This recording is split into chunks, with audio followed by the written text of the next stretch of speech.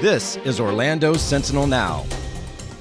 Hello and welcome. It's Thursday, November 18th, and this is Orlando Sentinel Now. Today, we're talking about a Florida Fresh Air feature for you, plus what's going on in high school football. I'm your host, Joe Mario Pedersen, and joining me today, I have Things to Do reporter Patrick Connolly, as well as high school sports reporter JC Carnahan. Thank you both so much for being here today. Let's go ahead and get right into it. Patrick, for today's Florida Fresh Air feature, we're talking about Blue Springs State Park, which is well known for its manatee spotting. But before we get into the park itself, I want to take a second here to address manatees. Manatees have been having a rough go this year. We've previously reported that 1,000 dead manatees have been documented this year alone. Patrick, can you tell us more? Yeah, unfortunately, that is true. And it is Manatee Awareness Month. It's something that is sort of spearheaded in large part by Save the Manatee Club, which is, definitely the biggest group that is dedicated to, helping the manatees in this state. And usually, Manatee Awareness Month, it's like, okay, that's fun. Let's learn about manatees. But I think it takes on sort of a different tone this year as we consider just how many sea cows have perished this year.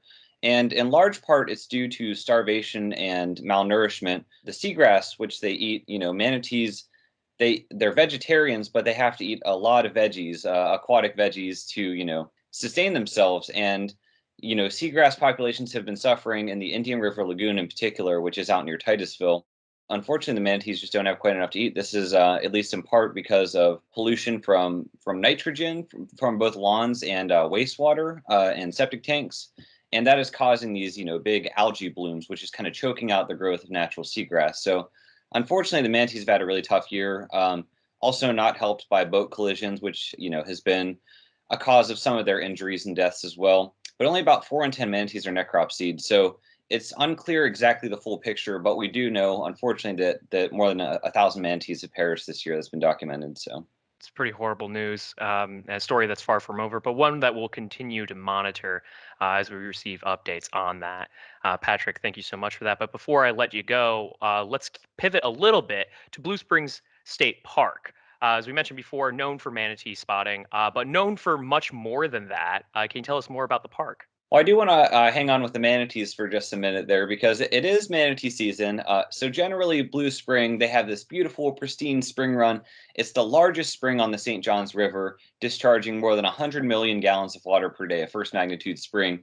And, whenever it gets chilly out, as it's been a couple mornings recently, the spring runs, the water feels nice and cold during the summer for swimmers, but during the winter time, that water remains a constant 72 degrees. It's actually warmer than the water in the river. So manatees, in order to avoid cold stress, which is another, detriment to their survival, they will come and congregate in the spring runs. And, on an especially cool morning, you can go to Blue Spring State Park. You cannot swim or paddle in the spring run right now. It's closed because the manatees are there. But from the boardwalk, you can see in some cases hundreds of sea cows congregating there, and it's great to see from the state park itself. You might see 100, depending. They've documented as many as like 600 manatees in the spring run, so it depends on what morning you go. But if you're curious about how many are there right now, actually, Save the Manatee Club has live webcams. You can see both above water views and underwater views of Blue Springs State Park. But that is far from all you can do at the state park. As is the case with all other Florida state parks, it's open daily at 8 a.m. until sundown. You can camp there. There's some hiking opportunities, as well as there's a St. John's River cruise. So you can go on a pontoon boat and get a little nature cruise up the river, rent a canoe or kayak. As I mentioned, you can't currently paddle up the spring run, but you could go out on the St. John's, probably still spot a few manatees. Did I mention hiking already? Camping and just other opportunities. The Florida state parks just really always go above and beyond to make it a good experience for visitors. A lot to do there, certainly. And it's a popular park, Patrick, but for everybody, there's always like a newcomer. There's always somebody who hasn't been to that park yet. So for anyone who hasn't been there before, what are some things they should know before they go? I would especially recommend. I mean, this tends to be a problem on this during summers. Especially on the weekends. Want to get there early in order to make sure you get in, and during the height of manatee season as well, the park proves popular. So definitely try to get there. Around 8 a.m. whenever the gates are opening, just to make sure. Might be a little better off if you manage to visit on a weekday. Like I mentioned, there's a campground. There's some cabins if you want to have an overnight visit. Double check on reservations online, as those do end up kind of getting booked up. Leash pets are allowed in designated areas of the park and campgrounds. And otherwise, it's just a great spot to go and wander up the boardwalk a little bit, maybe have a little picnic, sort of make a day of it. Did I mention as well, the same company that does the kayak rentals and the riverboat tours, they also offer off-road Segway tours, which is something I tried out a couple years ago and wrote a Central Florida Explorer story about. So that was fun, and you may want to look into that as well if you would rather, travel on wheels instead of feet. Well, there you go. You got options. Now, Patrick, I got one more question here for you, and that, of course, you being a photojournalist as well as a journalist here at the Orlando Sentinel, I always want to ask you about what image stuck with you the most upon leaving the park. So, what image was that for you?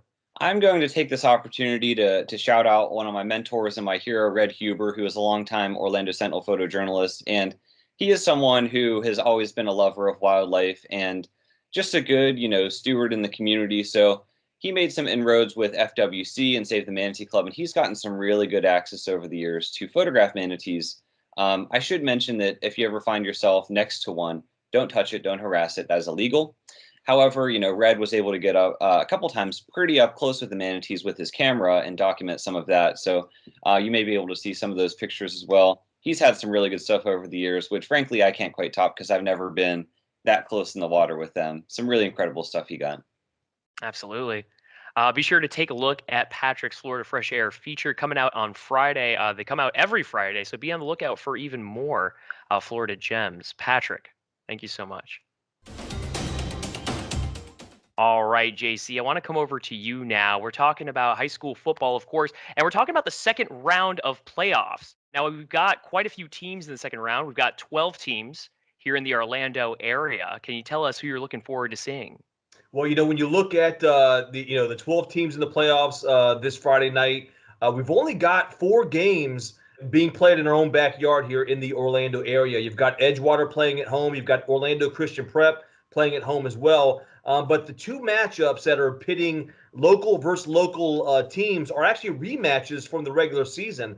On October 22nd, these two games were actually played. You've got Lake Mary playing at defending state champion Sanford Seminole, and you've got state runner-up Kissimmee Osceola playing at West Orange. These are rematches that Seminole and West Orange had won during the regular season, and so I expect big crowds for both of these games, and I expect some more good football, of course, out of these teams as well. So it should be a lot of fun in the second round of the playoffs.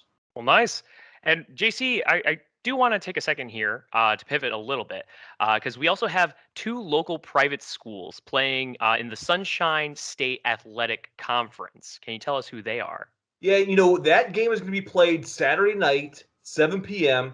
in Lakeland. It's going to be Lake Highland Prep taking on Mount Dora Christian Academy. This is actually a rematch from earlier in the regular season. Week 3, these teams met up here in Orlando, and Mount Dora Christian had the lead late in the fourth quarter. Lake Highland Prep comes back, pulls it out 21-20. Lake Highland Prep 10-0 on the season, undefeated.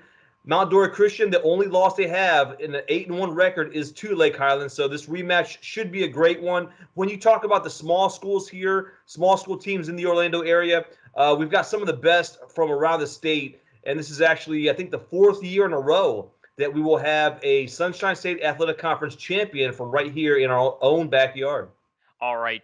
If you guys are looking for more on that, be sure to find JC's work as it comes out this Friday night and over the weekend. JC, thank you so much. Before we all leave you today, we do want to talk about Thursday's weather presented by Premier Sotheby's International Realty. Thursday weather, it reintroduces rain into the forecast for the next several days ahead of next week's cold front. Thursday shower odds are at 50% throughout the day. Friday has a 40% chance. Saturday and Sunday see at the least of it with 20%. Temperatures are fairly moderate with the high Thursday at 79 and the low at 66. It'll stay in that range throughout the weekend until next week when things seriously cool down. But for more on that, take a look at orlandosentinel.com, where, of course, you can get caught up with all the stories that we've talked about here today as well. And for those of you who are subscribers to the Orlando Sentinel, thank you for supporting work like this, for supporting local journalism. If you want to become a supporter, it's really easy to do so. All you need to do is visit orlandosentinel.com youtube.com/subscribe. But as for OSN, that will do it for us today. A big thank you to Patrick and JC for keeping us filled in what's going on in our community. We'll be back again with more news tomorrow at noon. We'll see you then. Stay healthy and stay safe. Watch Orlando Sentinel Now live every weekday at noon on our Facebook page and on orlandosentinel.com.